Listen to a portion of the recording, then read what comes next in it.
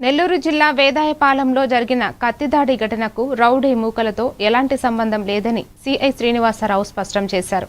వ్యక్తిగత వివాదాల కారణంగానే ఈ ఘటన జరిగిందని తెలిపారు.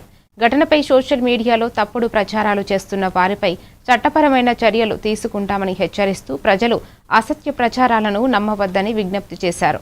10:30 నుంచి 11 మధ్య సమయంలో ఇద్దరు వ్యక్తులు మోటార్ సైకిల్ మీద పోలీస్ స్టేషన్ రావడం జరిగింది. వాళ్ళల్లో నూర్ అహ్మద్ అదేవిధంగా రఫీ అనే పర్సన్స్ ఇద్దరు స్వయంగా వాళ్లే మోటార్ సైకిల్ నడుపుకుంటూ పోలీస్ స్టేషన్కి రావడం జరిగింది. వాళ్ళల్లో నూర్ అనే వ్యక్తికి గడ్డం కింద చిన్న గాయం ఉంది. రఫీ అనే అతనికి ఈ పొట్ట ప్రాంతంలో ఇంజరీ ఉంది, బ్లడ్ వస్తూ ఉంది. వెంటనే వాళ్ళని గవర్నమెంట్ హాస్పిటల్ షిఫ్ట్ చేయడం జరిగింది. అక్కడ నుంచి అపోలో మనకున్న ప్రాథమిక సమాచారం ఇది పూర్తిగా వాళ్ళ వ్యక్తిగత రిలేషన్ సంబంధించిన గొడవ. ఇది వేరే వ్యక్తితో మాట్లాడుతుంది అనే ఉద్దేశంతో ఆ రిలేషన్ ఉన్న పర్సన్ మీద చైతన్య దాడి చేయడం జరిగింది.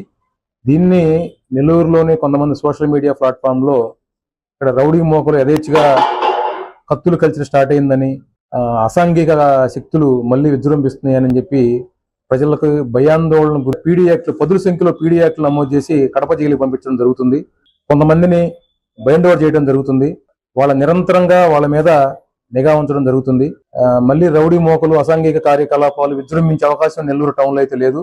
దయచేసి సోషల్ మీడియా ప్లాట్ఫామ్ పోలీస్ స్టేషన్లో కేసు నమోదు చేయడం జరిగింది. వాళ్ళని పట్టుకుని ఎస్ఐ గారి ఆధ్వర్యంలో కొన్ని ప్రత్యేక బృందాలను రెడీ చేసి వాళ్ళని సెర్చ్ చేస్తా ఉన్నాము. వాళ్ళని పట్టుకుని అరెస్ట్ చేసి వాళ్ళ మీద రౌడీ షీట్ కూడా ఓపెన్ చేసి వాళ్ళ మీద నిఘా ఉంచి ఎట్లాంటి గొడవలు భవిష్యత్తులో జరగకుండా మా ఎస్పీ గారి ఆదేశాల మేరకి అదే